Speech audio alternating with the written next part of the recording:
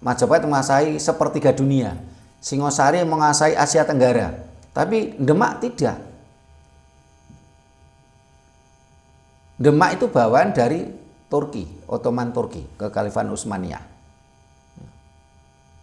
Jadi yang menjajah Nusantara pertama itu Kekhalifahan Ottoman Turki. Sehingga siapapun yang jadi raja di Demak waktu itu diberi simbol adanya gendera Tunggul Wulung, bendera hitam yang bertuliskan huruf Arab.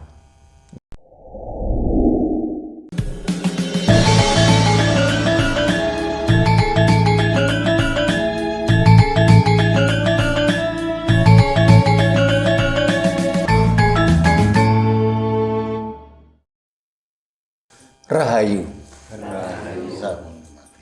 Para pemirsa Raket Prasojo TV channel yang kami hormati, selamat berjumpa kembali dalam kegiatan Yayasan Raket Prasojo, Lembaga Pengkajian, Pelestarian, dan Pengembangan Budaya Nusantara.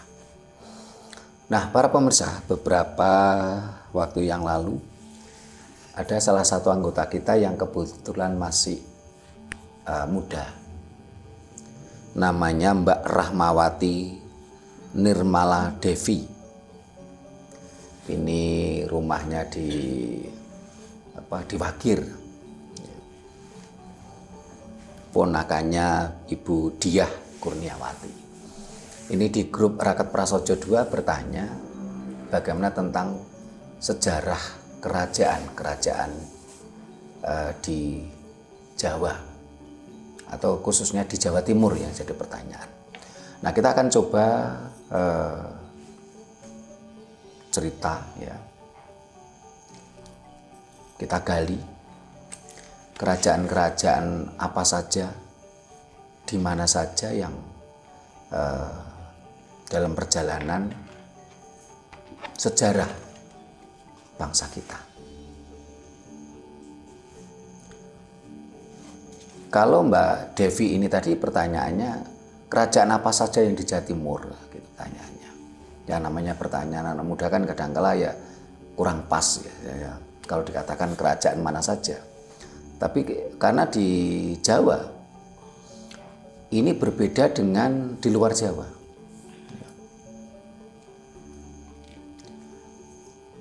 Di Jawa lebih cenderung satu komando karena manajemen ilmu tata negaranya sudah tertata rapi sejak dulu. Ya. Tapi untuk lebih jelasnya nanti kita akan bahas bersama. Kerajaan-kerajaan ya, atau sejarah kerajaan-kerajaan yang ada di Jawa, terutama Jawa Timur, Jawa Tengah, dan sebagian Jawa Barat. Untuk lebih lanjut, ya, kita buka dulu ini biasanya dengan tembang ini Bu Nani. Monggo.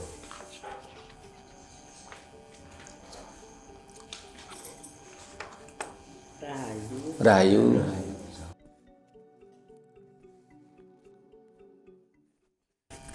Tak lelo ledong cup menengo anakku cah ayu mbok biyung lagi lunga menyang kali ngumbah popok karo beruk cup menengo ngger anakku tak lelo ledung cup menengo anakku cah ayu anakku sing ayu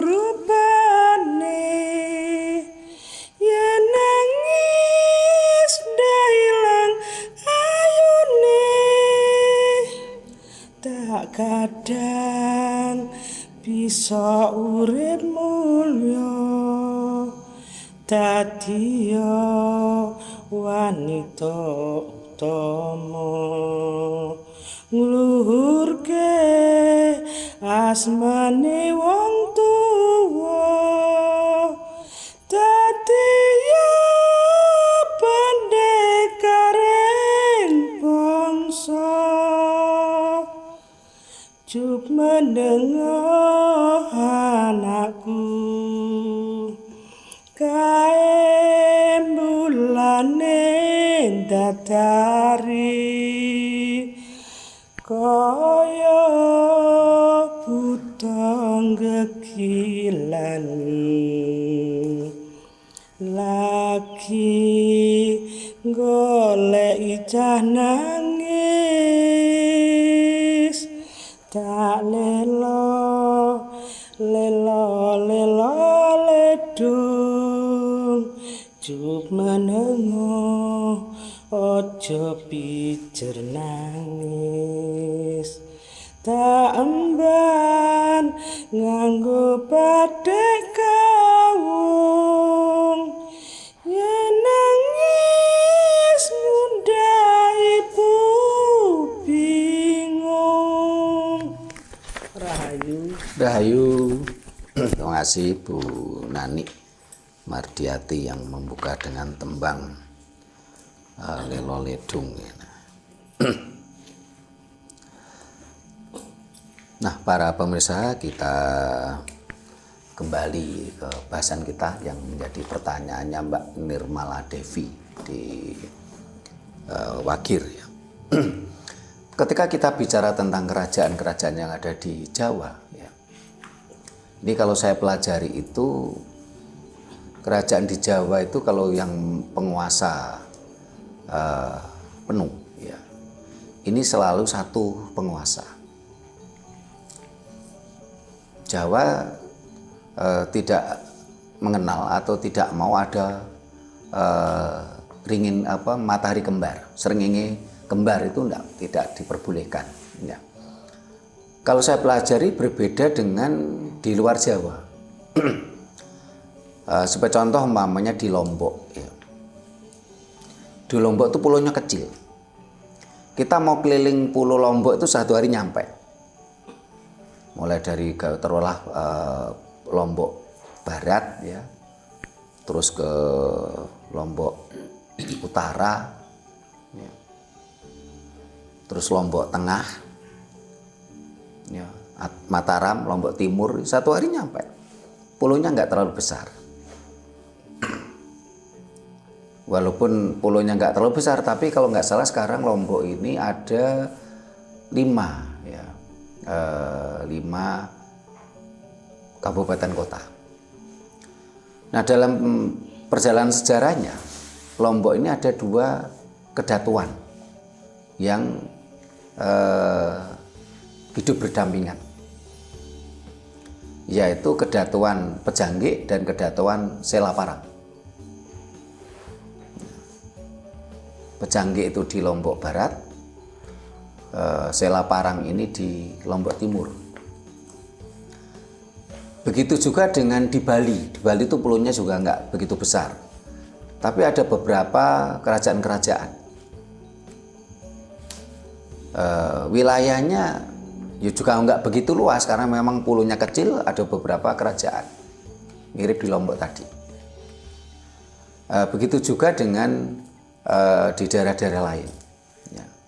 Di Sumatera, di Kalimantan, ini, satu pulau itu dihuni beberapa kerajaan. Nah, kalau di Jawa, kalau yang saya pelajari, ya, ini yang menjadi pertanyaannya Mbak Nirmala Devi. Di Jawa itu ketika muncul suatu kerajaan besar, tentunya yang kerajaan-kerajaan kecil ini akan mangklung. Ya. Jadi dalam konsep Jawa sendiri itu, ketika seorang raja mampu membangun kerajaannya, rakyatnya yang makmur, ya. Rakyatnya makmur, kerajaannya menjadi kaya raya, ya. karena dengan konsep pembangunan bangunan-bangunan ya seperti candi maupun konsep perdagangan ya, ini akhirnya kerajaan-kerajaan yang kecil ini biasanya mangklung atau menyatakan diri bergabung. Kalaupun tidak bergabung, ini biasanya juga ditinggalkan oleh rakyatnya. Rakyatnya akan pindah ke kerajaan tadi. Selain biasanya ada yang misalnya yang tidak mau mangklung, ya, mangklung misalnya ini biasanya ditiungke atau ditaklukkan. Nah, kalau dari berbagai literasi yang pernah saya baca, ini kerajaan pertama di Jawa. Ya. Ini di wilayah Gunung Kendeng. Gunung Kendeng itu di daerah Pati, daerah termasuk daerah Sragen. Ya. Ini daerah-daerah yang sehingga di sana ditemukan banyak fosil-fosil manusia purba. Dan juga ditemukannya fosil gajah purba. Jadi pada masa dahulu Jawa itu ada gajah purba. Walaupun dalam perkembangannya gajah itu kerajaan-kerajaan di Jawa ini mendatangkan gajah itu dari Sumatera. Nah, kerajaan pertama ada beberapa literasi, yaitu mulai sekitar 1.500 tahun yang lalu sudah ada kerajaan dan sudah ada konsep dan cerita wayang. Ini yang meneliti adalah Dr. Haseu.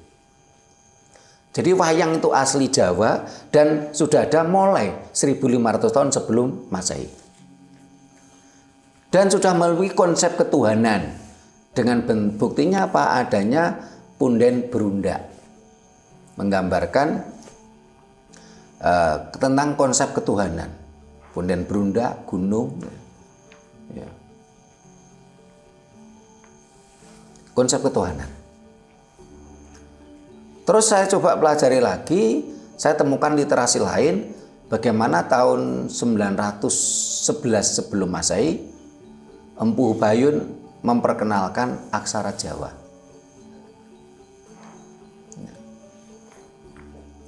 Dan waktu itu nama kerajaannya memang Medang Kamulan dengan rajanya Sri Mahapunggung.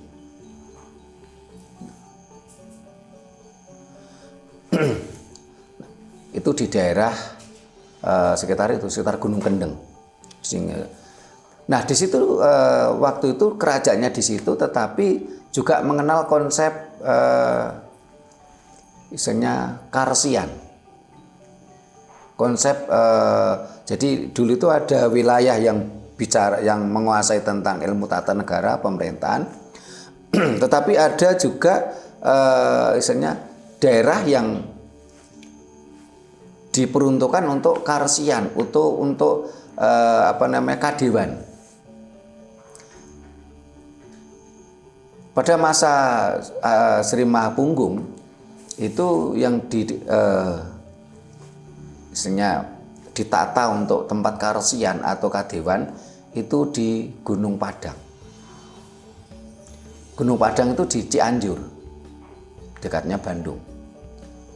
Berarti pada waktu itu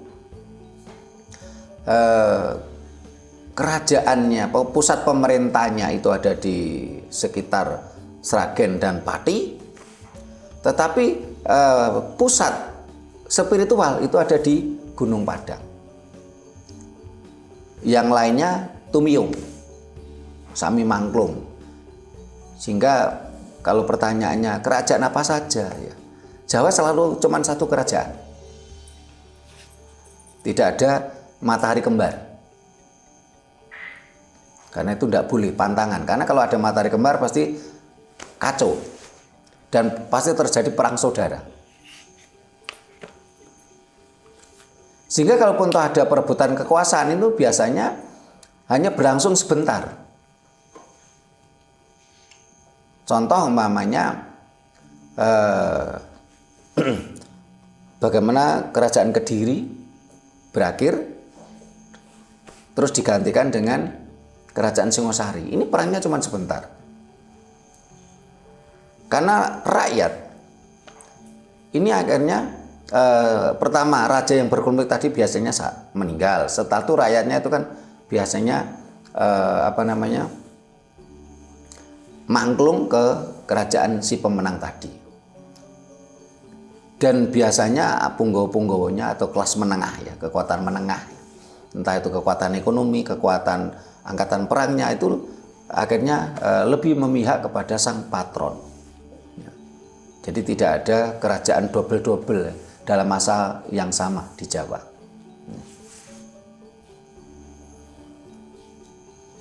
Nah, ini sekitar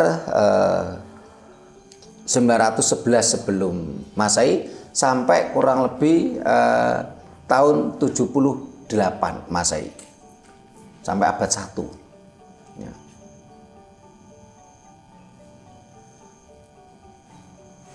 Di Jawa Barat juga ada kerajaan, kalau nggak salah ada kerajaan Salakanegara. Ya. Itu. Tapi ini masih berbagai literasi yang harus kita kumpulkan. Kalau di Kalimantan ada kerajaan Kudungga, ya. Mulawarman. Ya. Di Salakanegara ada kerajaan Purnawarman. Dari nama-namanya ini nampak sekali seperti ya nama-nama Jawa. Dari bahasa Jawa, sehingga tidak menutup kemungkinan waktu itu mereka satu aliansi, satu keluarga. Nah, dalam perjalanannya ini ada dua literasi. Saya pernah membaca bahwasanya Ratu Sima ini masa pemerintahnya itu abad ketiga.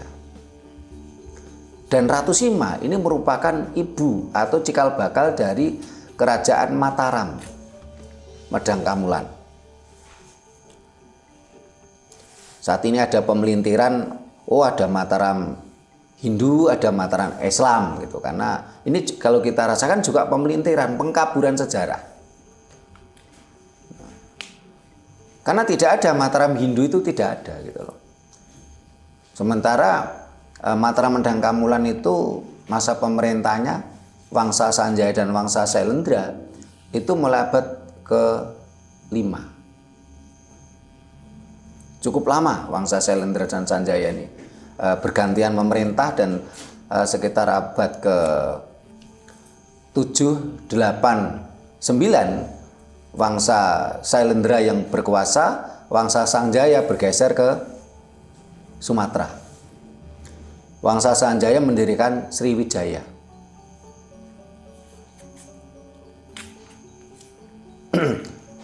Dan Wangsa Sanjaya, Balaputra Dewa itu lebih cenderung mengembangkan ajaran Buddha.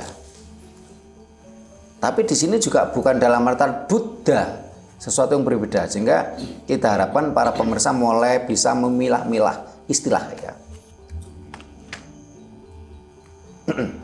Bisa memilah-milah istilah. Jadi jangan istilahnya, kalau tidak bisa memilah-milah istilah kan kadang-kadang menjadi rancu. Nah, akhir-akhir ini saya juga ada literasi baru lagi. Saya juga sempat kaget, katanya Ratu Sima itu abad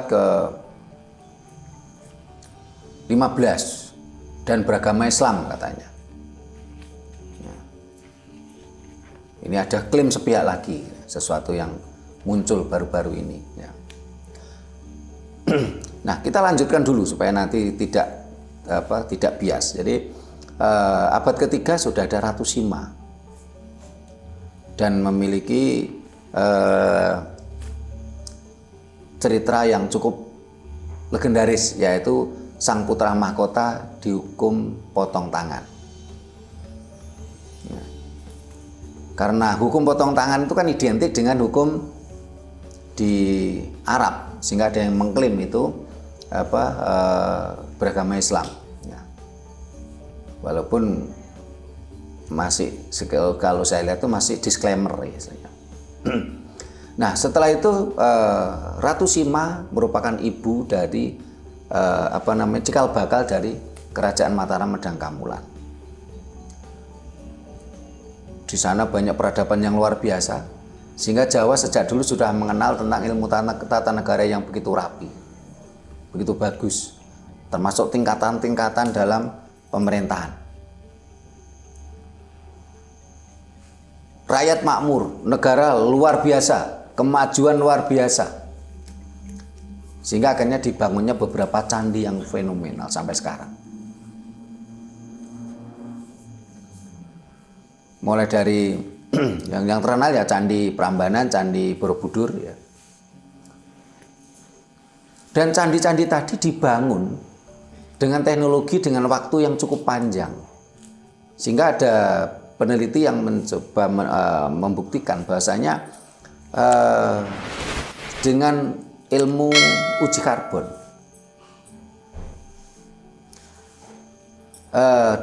batu ya, di dasar Borobudur dengan batu yang di puncak ini usianya kurang lebih dari 105 tahun. Berarti tidak menutup kemungkinan Borobudur itu dibangun dalam masa 105 tahun. Dan dibangun tidak hanya oleh satu raja. Ada beberapa generasi. Dan sang insinyurnya ini Empu Gunadarma.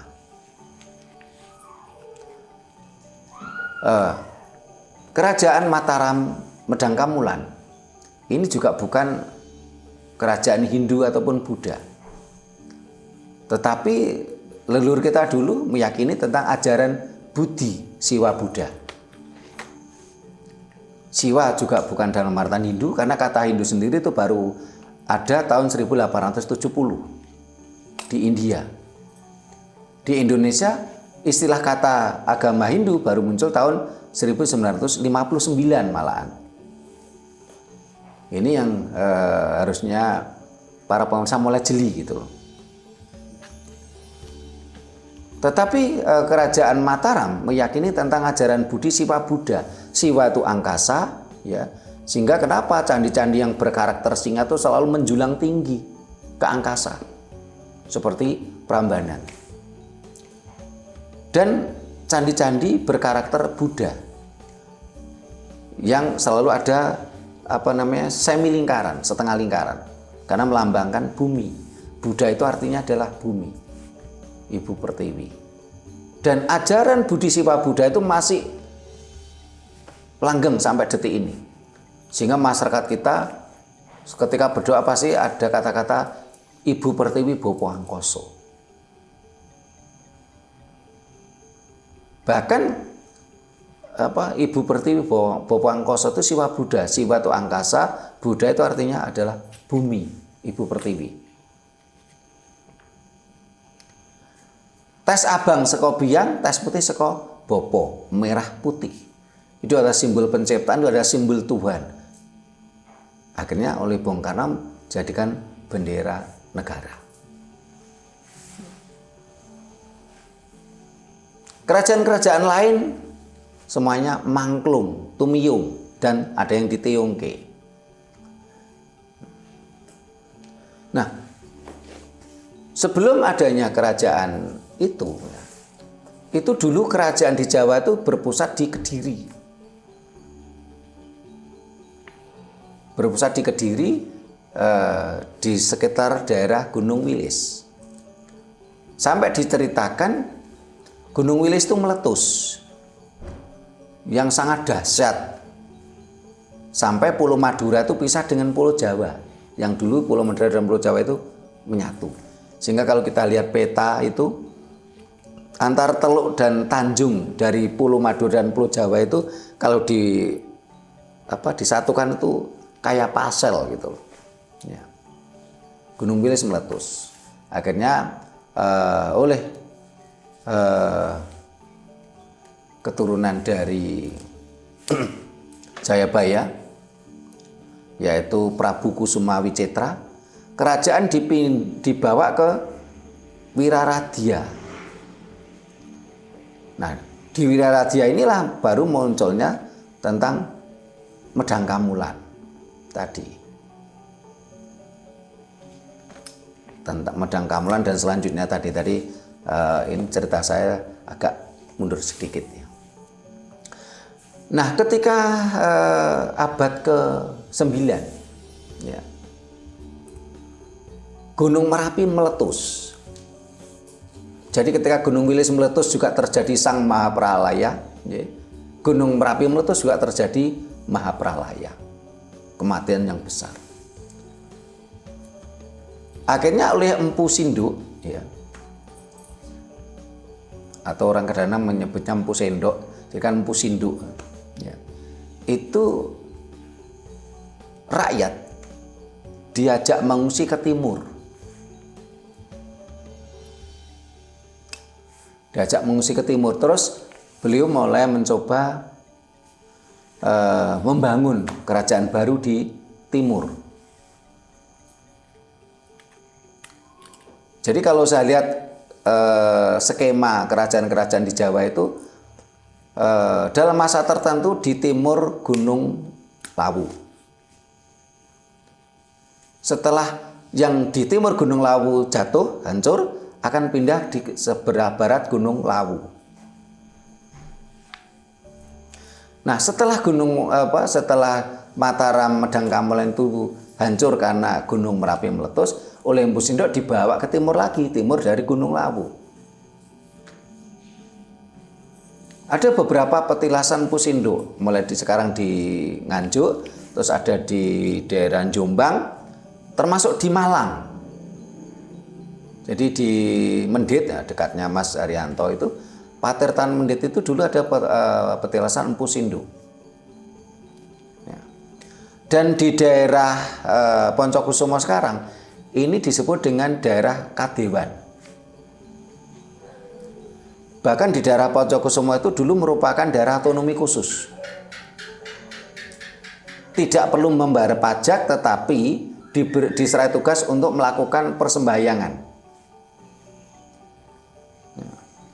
Melakukan persembahyangan untuk menjadi, sehingga dikatakan daerah kedewa guruan atau kadewan itu di daerah Poncokusumo. Poncokusumo termasuk Tumpang dan lain. Ya. Nah, terus Empu Sindok merintis kerajaan itu namanya Kerajaan Kahuripan Medang Kamulan. Ya. Kerajaan Medang Kamulan. Beliau setelah meninggal digantikan putranya, yaitu Dharmawangsa.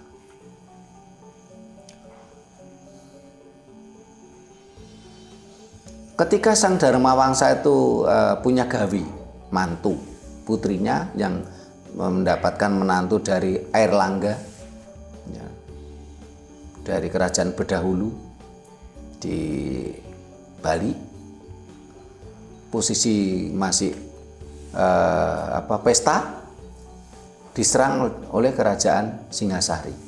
Mohon maaf, diserang oleh kerajaan Sriwijaya. Nah, akhirnya Sang Dharmawangsa terbunuh. Kerajaan hancur morat-marit. Airlangga terpisah dengan istrinya yang pertama, yang putri Dharmawangsa. Nah, dalam perjalanannya Airlangga ini, bahkan saya pernah lihat tulisan di medsos itu, Airlangga adalah raja yang mantan gelandangan. Iya, gelandangan pada waktu itu, karena Airlangga itu karena terpisah dengan istrinya pada waktu pesta perkawinan. Jadi Jawa itu tidak mengenal nikah ya, tidak mengenal pernikahan tapi perkawinan. Dan kata kawin itu dari bahasa Jawa kuno. Dan saya lihat di Filipina, di Malaysia, di Thailand, Kamboja juga mengenal kata kawin atau kahwin ya. Nah, dalam posisi pesta perkawinan tercerai-berai. Airlangga ini dibantu oleh para agamawan, dibantu oleh para spiritualis ya, karena pada waktu itu tidak ada istilah agama. Dibantu oleh para spiritualis, para rohaniawan ya istilahnya. Nah, untuk menata kembali kerajaannya. Dan akhirnya Airlangga kawin dengan Diak Wengker, putra dari salah satu resi atau empu pada waktu itu. Nah, setelah kerajaan kembali dibangun, karena sang Airlangga ini kan tidak bisa mengelak dari jasa-jasa dari para empu tadi, akhirnya menikahi Diak Wengker. Tetapi bagun juga Airlangga punya permaisuri, yaitu putri dari Dharmawangsa, sehingga Airlangga itu punya 2 permaisuri. Bahkan di sisi lain, waktu itu Airlangga dalam cerita calon arang dan empu kuturan ini pernah juga dijanjikan oleh Airlangga kalau putrinya Ratna Manggali itu mau dikawin oleh Airlangga. Tapi Airlangga ternyata tidak jadi kawin dengan Ratna Manggali. Barangkali sudah kerepotan dengan 2 istri karena putranya Airlangga dari Diak Wengker itu lahir lebih dulu. Karena pada waktu masih di masa pelarian. Kalau bicara putra tertua, tentunya yang harus menjadi penggantinya adalah putra dari Diak Wengker. Tapi kalau bicara tentang hukum kerajaan pada waktu itu, tentunya yang menjadi raja adalah putra dari putrinya Dharmawangsa. Akhirnya untuk menghindari konflik berkepanjangan, akhirnya Airlangga meminta bantuan Empu Barada untuk melakukan tradisi Palian Nagari.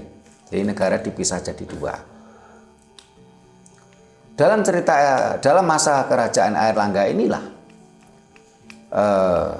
cerita tentang Baratayuda itu tercipta.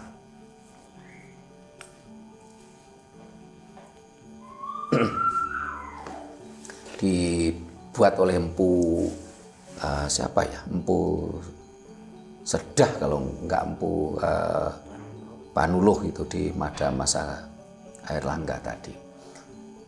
Itu pun masih ada konflik dengan calon arang karena calon arang merasa sakit hati gitu. Karena sudah merasa membantu membangun kerajaan, anaknya Ratna Manggali tidak dikawin. Padahal waktu itu raja punya istri lebih dari 2 itu biasa sebenarnya. Nah, karena sakit hati akhirnya apa? Calon arang itu memberontak.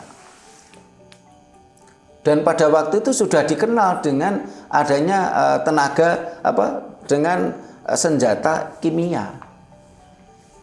Ya. Calon arang itu memiliki ilmu dan ini ada senjata kimia sebenarnya. Sehingga diceritakan akhirnya adanya pagebluk yang dibuat oleh calon arang. Pagi sakit, sore mati, sore sakit, pagi mati.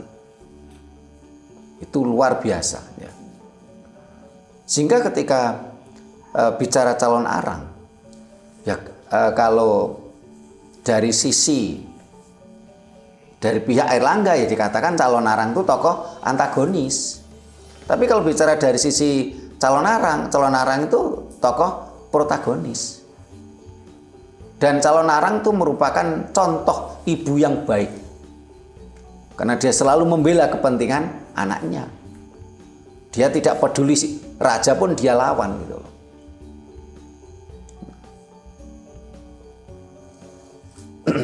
Akhirnya kerajaan dipisah atau Palian Nagari menjadi dua, yaitu kerajaan Daha dan Jenggala. Kerajaan Daha dan Panjalu. Daha dan Jenggala atau Daha dan Panjalu itu istilah lain misalnya.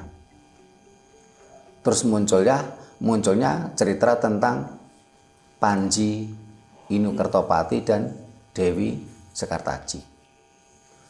Kerajaan Kediri ini wilayahnya sampai Asia Tenggara juga, sehingga sampai detik ini cerita tentang Panji ini di Thailand ada, di Kamboja ada, sehingga beberapa waktu yang lalu sempat ada semacam festival Panji ya. Ini dari Thailand, Kamboja mengirimkan utusannya. Jadi Asia Tenggara atau Nusantara itu sudah terbentuk mulai Kediri. Bahkan sekarang ditemukan juga akhirnya literasi kalau penggunaan gendero gula klopo atau merah putih itu sudah ada mulai zaman Kediri. Setelah itu Kediri dan Jenggala, dan yang lebih berkembang itu Kedirinya atau Dahanya.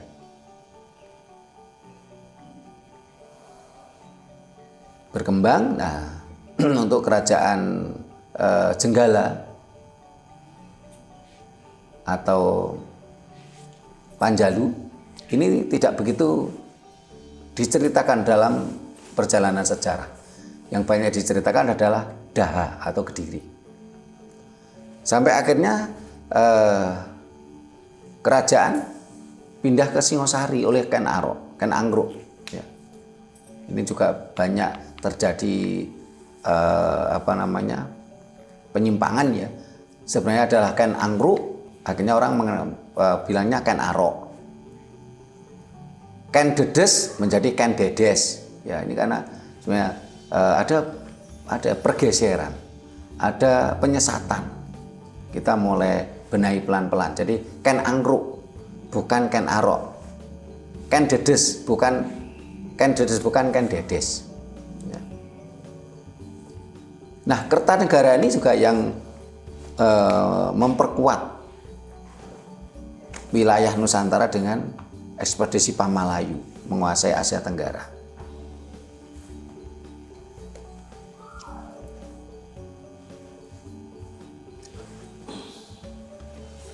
Nah, Kertanegara, kerajaan Singosari, Raja Singosari pertama ya. Ini waktu karena ada kekosongan di dalam negeri, ini diserang oleh Jayakatwang. Jayakatwang ini bukan Raja Kediri. Jayakatwang itu adalah Raja Gelang-Gelang. Kerajaan Gelang-Gelang itu di sekitar Madiun. Ya. Karena pada waktu itu Raja Jayakatwang itu mengetahui kalau Singosari sedang komplang, sedang kosong. Karena kebetulan putranya Jayakatwang ini menjadi menantu Kertanegara, si Ardaraja. Nah, setelah itu kerajaan, ini saya ceritakan sekilas ya, tidak detail, bergeser ke Majapahit, Raden Wijaya. Masa pemerintahnya 200 tahun.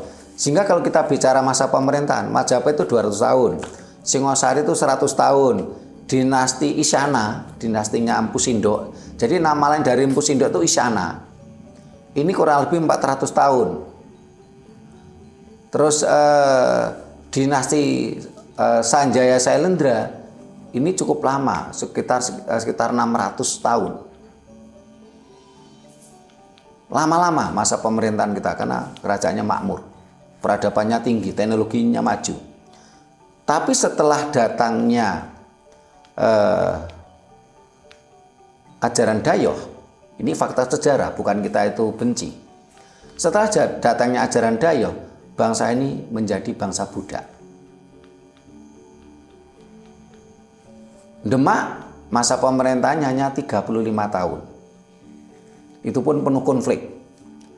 Dan bukan negara yang merdeka. Karena kerajaan Kesultanan Demak itu di bawah kerajaan Khalifah Utsmaniyah, Khalifah Ottoman Turki. Kalau Majapahit tadi kan berdiri sendiri, bahkan Majapahit menguasai sepertiga dunia. Singosari menguasai Asia Tenggara, tapi Demak tidak. Demak itu bawaan dari Turki, Ottoman Turki, Kekhalifahan Utsmaniyah. Jadi yang menjajah Nusantara pertama itu Kekhalifahan Ottoman Turki. Sehingga siapapun yang jadi raja di Demak waktu itu diberi simbol adanya gendera Tunggul Wulung, bendera hitam yang bertuliskan huruf Arab. Ya. Terjadi konflik. Ya, Demak itu hanya 35 tahun. Terjadi konflik. Majapahit ini kan di timur Gunung Lawu. Demak di barat Gunung Lawu. Sehingga tadi di depan saya katakan kerajaan di Jawa itu selalu yang jadi punjer itu Gunung Lawu. Menjadi gunung yang memiliki kekuatan spiritual tinggi.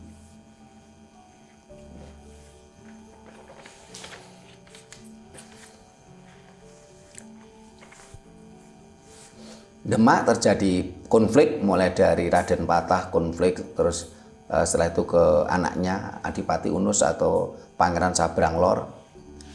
Setelah itu juga mati terbunuh konflik. Nah, yang penggantinya seharusnya adalah Pangeran Surowiyoto. Tetapi Pangeran Surowiyoto ini dibunuh oleh Sultan Hadiri dan Sunan Prawoto. Dibunuhnya di sungai. Sehingga Pangeran Surowiyoto ini dikenal dengan nama Pangeran Sekar Sedolepen. Dan ini yang berhak menjadi raja sebenarnya. Karena dibunuh oleh Sunan Prawoto, akhirnya yang jadi raja adalah saudaranya Sunan Prawoto, yaitu Sultan Trenggono. Nah, Arya Penangsang dendam karena bapaknya dibunuh oleh Sunan Prawoto. Akhirnya Sunan Prawoto dibunuh oleh Arya Penangsang. Dan Sultan Hadiri dibunuh. Nah, Sultan Hadiri itu adalah suaminya Ratu Kalinyamat. Ratu Kalinyamat pernah menjadi seorang penguasa laut yang luar biasa. Karena kerajaannya itu di daerah Kudus sekarang, dekat Gunung Muria itu kan daerah laut. Bahkan orang-orang Portugis itu memberikan kesaksian bagaimana kekuatan Ratu Kalinyamat, armadanya Ratu Kalinyamat. Apakah Ratu Kalinyamat itu Islam? Nah, ini yang perlu kita pelajari lebih dalam gitu loh. Karena selama ini kan juga diklaim Ratu Kalinyamat itu Muslim katanya. Karena ketika ini yang saya perlu pertanyakan, apakah Ratu Kalinyamat itu Muslim? Saya meragukan. Kenapa? Karena ketika Arya Penangsang membunuh Sultan Hadiri suaminya dan Sunan Prawoto saudara laki-lakinya, Ratu Kalinyamat bersumpah. Ya. Bersumpah apa? Sumpah topo sinjang rambut. Apa itu topo sinjang rambut? Tapa ya bertapa, sinjang itu sewek, rambut ya rambut. Jadi Ratu Kalinyamat itu bersumpah, bertapa, tidak berpakaian. Hanya tubuhnya hanya ditutupi dengan rambutnya yang diore. Nah, ini kan yang meragukan, benar Ratu Kalinyamat itu seorang Muslim. Kalau seorang Muslim kan tidak mungkin melakukan seperti itu. Bertapa telanjang bulat wudo, hanya ditutupi dengan rambut. Ya.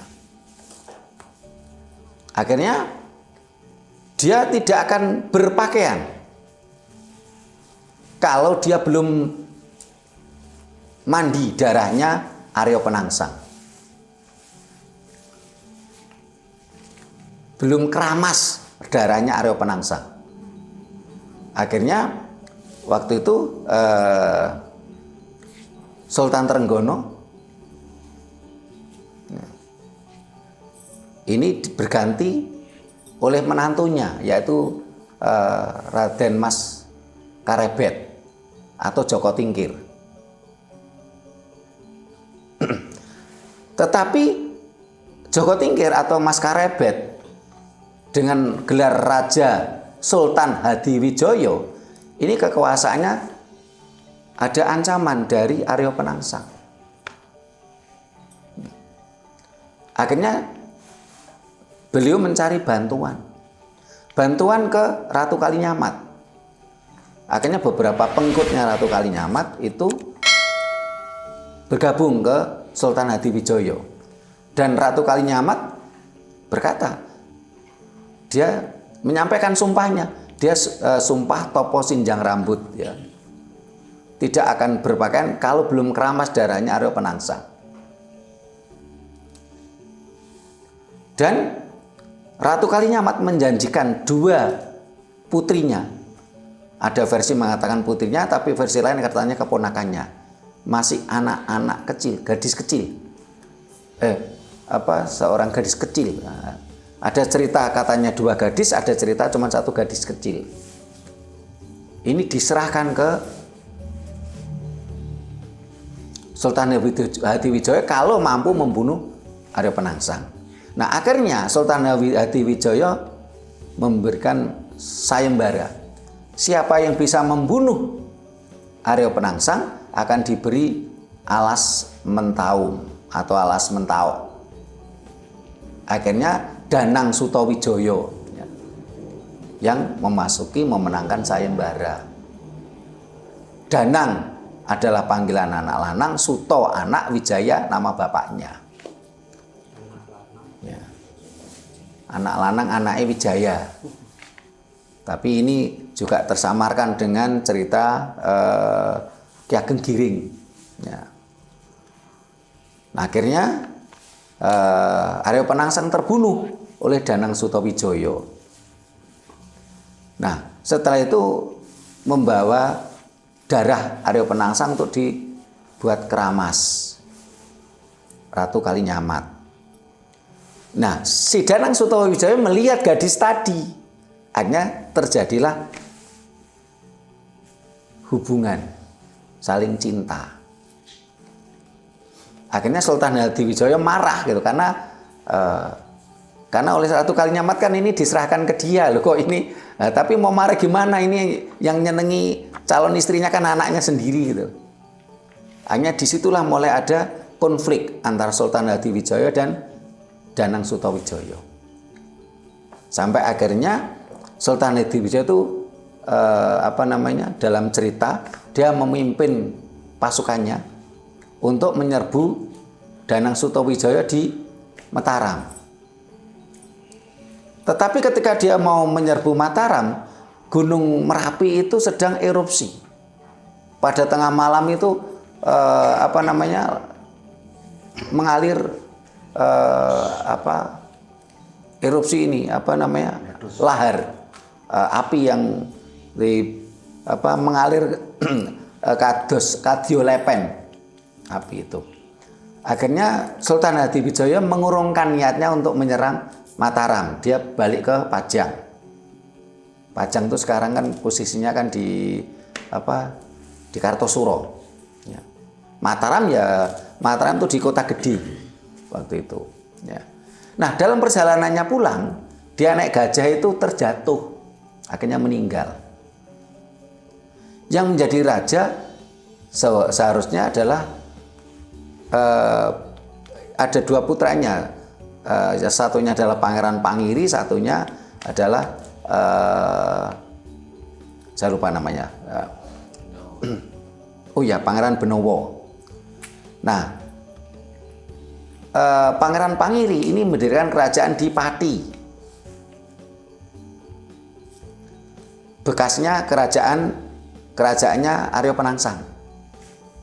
Pangeran Benowo akhirnya lebih pro kepada Panembahan Senopati atau Danang Sutawijoyo. Akhirnya terjadilah perang Mataram dan Pati, sehingga dalam cerita ini pun, kalau menurut versi Mataram, Pangeran Pangiri yang salah, Arya Penangsang yang salah, tokoh antagonis. Tapi kalau versi orang Cepu Bloro Pati, Mataram yang salah.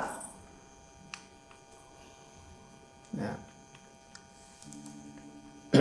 akhirnya perang dimenangkan oleh Panembahan Senopati atau Danang Sutawijaya. Berdirilah kerajaan Mataram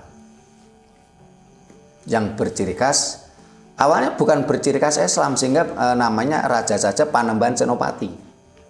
Mulai berciri khas Islam ketika diganti anaknya, yaitu Sultan Ageng Hanyokroowati. Terus diganti putranya lagi, putra dari Sultan Ageng Hanyokroowati diganti dengan Sultan Agung Hanyokrokusumo. Itu baru bercorak Islam. Karena Pajang juga bercorak Islam, Kasultanan. Mataram pertama tidak bercorak Islam, Panembahan Senopati itu. Terus Mataram akhirnya ke Kerajaan Kartosuro, menempati kerajaan petilasan dari Kerajaan Pajang. Kartosuro pindah ke Kerajaan Surakarta. Nah, setelah itu tahun 1755 terjadi Palianagari. Kerajaan Surakarta dipilah menjadi dua, antara Kasunanan dan Kasultanan Jogja. Nah, setelah perjanjian Giyanti, barulah leluhur kita Jawa itu tidak lagi memiliki pemerintahan yang berdaulat. Karena siapapun yang menjadi raja di Kasunanan dan Kasultanan semua harus seizin VOC, seizin Belanda. Jadi kalau kita bicara tentang penjajahan VOC, karena VOC dan Belanda itu juga beda lagi. Kita tidak pernah dijajah Belanda 350 tahun, enggak, karena yang menjajah ketika pada masa kerajaan VOC, ini VOC itu kan Financing of Company, persekutuan dagang. Dia melakukan MOU dengan kerajaan. Dia tidak menjajah. Yang menjajah ya waktu itu kan MOU. Nah, bangsa ini benar-benar dijajah ketika VOC bangkrut. VOC bangkrut, wilayah VOC, kerajaan-kerajaan yang dulu kerjasama dengan VOC, waktu itu pertama kali diserahkan kepada Prancis. Prancis berganti dengan Inggris. Setelah itu terjadi pertukaran wilayah antara kerajaan dengan wilayah yang disebut Hindia Belanda, ya, dengan Irlandia. Akhirnya Irlandia menjadi miliknya Inggris, ini diberikan kepada Belanda, barulah namanya wilayah Hindia Belanda. Itu setelah Perang Dunia Pertama. Ya. Jadi kalau pertanyaannya Mbak Nirmala Dewi, apa saja kerajaan Jawa? Itu sudah saya jelaskan. Ya. Kita punya kerajaan terakhir adalah Kerajaan Kasunanan Surakarta. Itu kerajaan terakhir yang berdaulat. Setelah itu tidak berdaulat karena siapapun yang menjadi raja di Kasunanan, ini setelah perjanjian Giyanti, Palianagari tahun 1755. Siapapun yang jadi raja di Kasunanan dan Kasultanan, semua harus seizin VOC. Harus seizin Belanda dalam perkembangannya. Ya. Sehingga kalau ada yang punya narasi kerajaan Surakarta, Kasunanan, dan Jogja itu adalah buatan Hindia Belanda, juga nggak salah gitu loh. Nah, ketika Pangeran Mangkubumi dijadikan Kasultan di Kasultanan Yogyakarta oleh Belanda, keponakannya Raden Mas Said itu merasa dikhianati karena waktu itu berjuang bareng. Akhirnya kerajaan dipilah lagi. Ada Mangkunegaran dan Pakualam. Tetapi Mangkunegoro ini bukan kerajaan, ini cuma adipati. Adipati itu bawaan dari kerajaan. Jadi Kadipaten Mangkunegaran itu bawahan Kasunanan. Kadipaten Paku Alam itu bawahan Kasultanan. Dan di Jawa tidak mengenal matahari kembar. Gitu. Baru mulai setelah perjanjian Giyanti ini tidak lagi kembar dua, banyak, karena waktu itu ada Kasunanan, ada Kasultanan, ya, terus ada Cirebon. Dalam perkembangannya kerajaan Cirebon pun juga dipilah menjadi Kasepuhan, Kanoman. Cirebon juga dipilah 4 kalau nggak salah, dibagi 4 juga. Ya. Nah, ini supaya Gayeng harus ada kondo takon ini biar nggak jenuh. Monggo silakan. Jamnya ini tidak. Iya, monggo sih. Ya, ada pertanyaan 1-2, monggo. Iya. Ya. Rahayu. Rahayu. Sebetulnya tadi yang tanya itu kan Mbak yang dari Wagir. Nggih. Kita kan cuma mendengarkan. Nggih.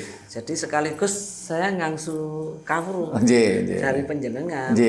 Dari yang ditanyakan kan kerajaan apa saja yang ada di Jawa. Ya, ternyata itu banyak sekali runtut. Sampai akhirnya saya juga bingung ini. Bingungnya gimana? Ya bingung, terlalu banyak. Terlalu banyak. Sampai ada kerajaan dibagi 2. Sampai tadi saya dengar Erlangga itu ternyata bukan keturunan Raja Jawa tapi dari Buleleng Bali gitu ya. Dari Bedahulu. Oh, Bedahulu Bali. Nah, itu yang saya akhirnya jadi bingung itu pas saya di bangku sekolah itu enggak serinci ini, tapi beneran kok bisa serinci ini, saya heran literasinya itu dari mana. Saya percaya dengan jenengan. Apa sih yang dimaksud dengan kekuasaan matahari kembar itu? Kok sampai terjadi kembar itu bagaimana? Terus apa nama kerajaan yang ada di Gunung Kendeng itu tadi masih belum muncul namanya. Kerajaan yang dari Kendeng itu. Jadi kalau kita simpulkan, jadi kerajaan-kerajaan yang ada di Jawa itu pusatnya di Kediri. Bisa pindah-pindah tadi. Oh, pindah-pindah. Jadi saya dengar itu dari Kediri. Nah, kalau memang pusatnya cuma dari Kediri, lah lainnya itu bagaimana? Dan sebelum munculnya kerajaan, itu bagaimana sih keadaan di tanah kita? Apakah merupakan suatu masyarakat biasa atau itu mungkin ada sekelompok komunitas atau apa seperti rumah tangga biasa gitu yang akhirnya menjadi kesatuan yang kompak akhirnya sampai munculnya suatu kerajaan atau bagaimana mohon dijelaskan. Ini ya masih banyak, nanti waktunya enggak. Oh, terima kasih. Matur nuwun Rahayu. Tadi sudah saya jelaskan bahasanya 1500 tahun yang sebelum Masehi wayang sudah ditemukan. Sudah ditemukan konsep ketuhanan dengan adanya punden berundak. Ya. Jadi wayang itu asli Jawa, konsep ketuhanan sudah ditemukan adanya punden berundak. Ya. Itu nama kerajaannya adalah Medang Kamulan.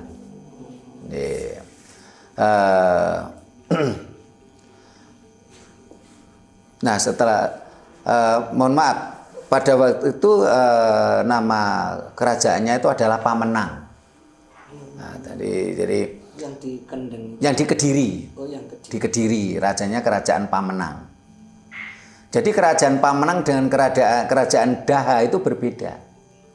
Jadi Jayabaya itu Raja Pamenang, bukan Raja Daha. Bukan Raja Kediri. Ya. Setelah itu Gunung Wilis meletus.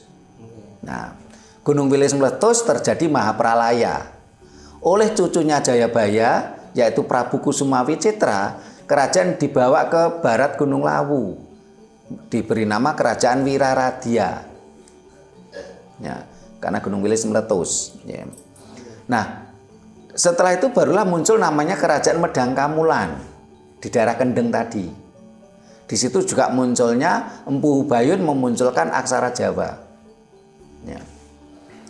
Kendeng merupakan pusat kerajaan pemerintahan, di Gunung Padang misalkan pusat kadewan atau spiritual. Ya. Jadi bukan pusatnya Kediri, tapi tadi sekarang kota Kediri, dulunya adalah kerajaan Pamenang. Gunung Wilis meletus. Oleh Prabu Kusumawi Citra, kerajaan dibawa ke barat di daerah Pengging. Kerajaannya namanya Kerajaan Wiraradya. Nah, dalam perjalanannya baru muncullah Sri Mahapunggung dengan kerajaan Medang Kamulan di daerah Kendeng. Daerah Kendeng itu daerah Sragen, sekitar Sragen, Rembang, Pati dan sekitar itu. Kan ada Gunung Kendeng di situ. Ya. Pusat pemerintahannya di situ, pusat spiritualnya di Cianjur, Gunung Padang. Nah, itu baru munculnya Ratu Sima. Nah, saya ringkas, Medang Kamulan hancur karena Gunung Wilis meletus. Oleh Empu Sendok dibawa ke timur lagi, menjadi kerajaan Medang Kamulan. Dharmawangsa menjadi Kahuripan. Raja Erlangga itu memang putra dari kerajaan Bedahulu, tetapi ibunya Erlangga itu adalah adiknya dari Dharmawangsa. Jadi antara Bali dan Jawa itu sejak dulu memang sudah ada pertalian persaudaraan. Kahuripan terpecah menjadi Daha dan Jenggala, Panjalu, Kediri dan Jenggala, terus bergeser tadi yang saya kata tadi. Berarti terjadinya suatu peristiwa itu menyebabkan suatu kerajaan pindah. Itu namanya berganti. Nggih, ampun. Tambah sedikit nggih. Nggih, monggo. Tadi dikatakan bahwa pembangunan Candi Borobudur itu ada insinyurnya yaitu Gunadarma. Gunadarma. Apakah pada waktu pembangunan itu sudah ada insinyur? Ya bukan namanya. Bukan saya insinyur itu istilah sekarang gitu. Oh gitu. Nggih. Jadi pada saat itu memang ada ahlinya. Ada ahlinya. Kata insinyur itu kan dari bahasa Eropa itu. Oh, berarti yang sekarang itu dikatakan ahlinya itu insinyur itu. Iya. Dan Gunadarma itu berasal dari mana itu? Indonesia atau? Ya dari Indonesia, di daerah dulu namanya bukan Indonesia ya, kerajaan itu Mataram itu. Mataram Medang Kamulan. Nggih, matur nuwun, ampun. Nggih, ampun. Saya kira mudah-mudahan bermanfaat untuk kita semua. Tadi saya ceritakan runtut lah ya. Jadi adanya pergeseran kekuasaan, pergeseran pemerintahan gitu loh. Nah, ketika adanya pergeseran pemerintahan menjadi pemerintah yang besar, kerajaan yang besar, yang lainnya itu otomatis menjadi bawahan. Sami mangklung atau sami tumiyung atau ditiungke. Ditiungke itu kan dipaksa. Nah, kalau tumiyung itu kan dengan kesadaran untuk menyatu. Nah, mudah-mudahan apa yang kita sampaikan bermanfaat. Terkesan tidak ada kondotakon karena waktu yang tanya itu tidak datang masalahnya. Oh, yang datang.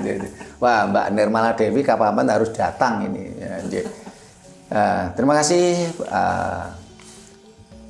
apa yang kita sampaikan. Bila mana ada kata-kata kami yang tidak berkenan, tata krama kami yang kurang memadai, kami mohon maaf. Terima kasih. Sampai jumpa di kajian kita lainnya. Rahayu.